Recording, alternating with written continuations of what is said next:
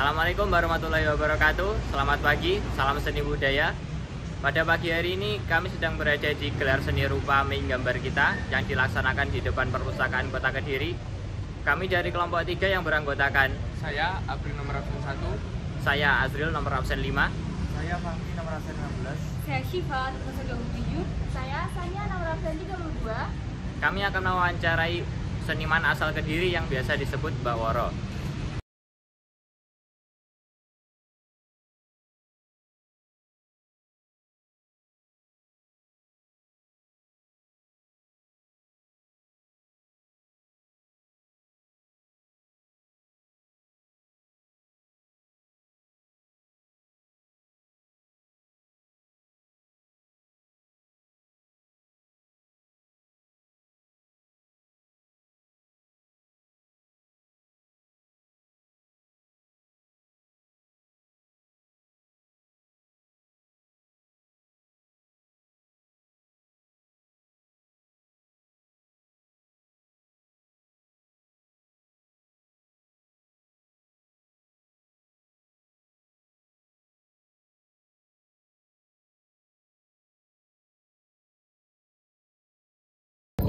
Baik, di sini saya sudah bersama Mbak Woro.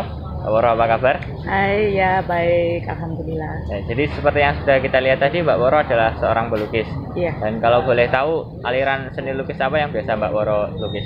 Nah, ini pertanyaan ini kerap saya sangat susah sekali ya untuk jawabnya ya.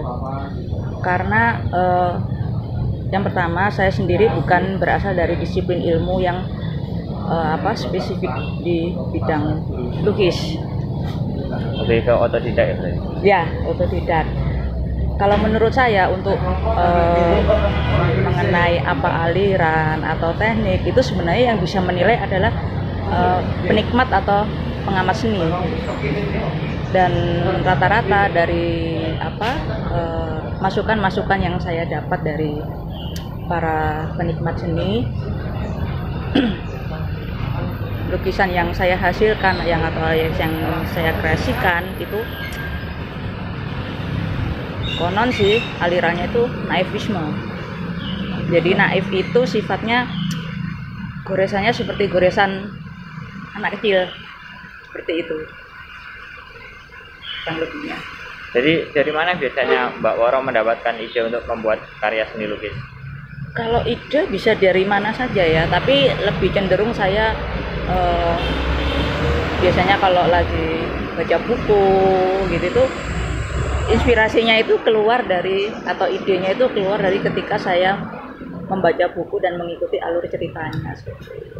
Jadi seperti pemandangan yang ada di buku itu atau?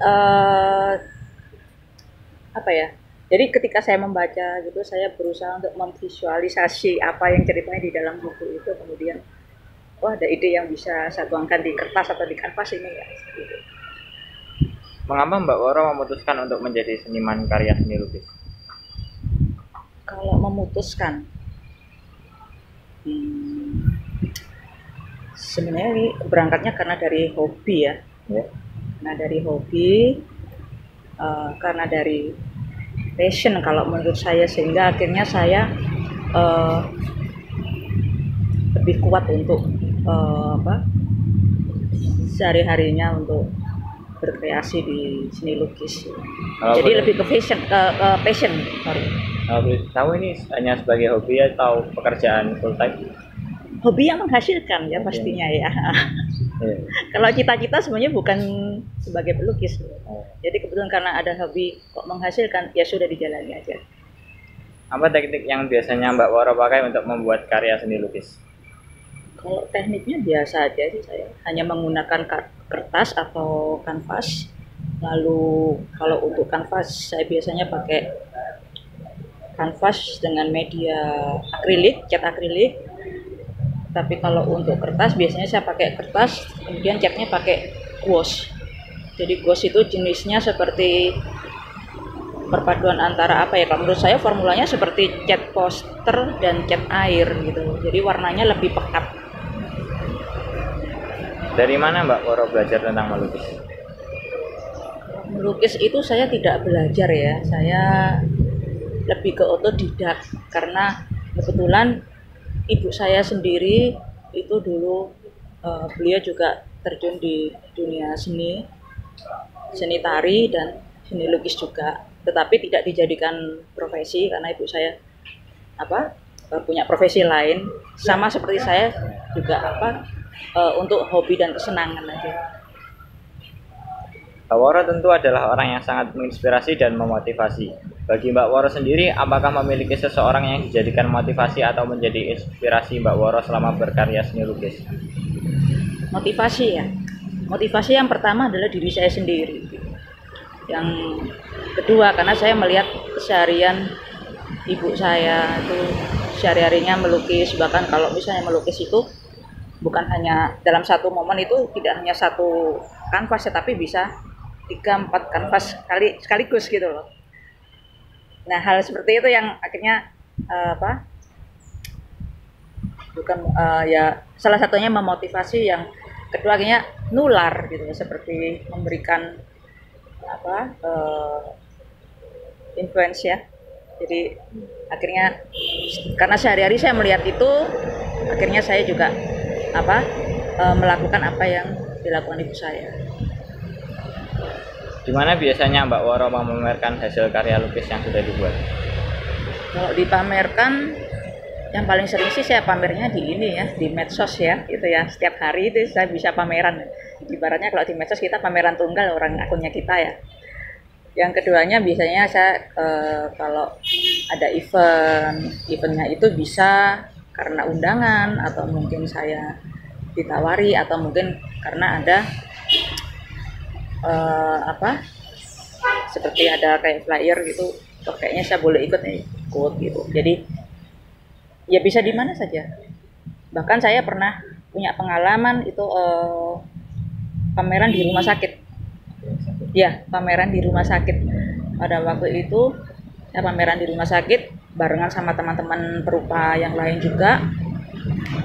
Jadi di sepanjang koridor, di mana di situ ada kamar-kamar rumah sakit, lalu ada dilewati ini orang-orang yang mau berobat, yang pakai kursi roda, yang pakai ini yang didorong itu.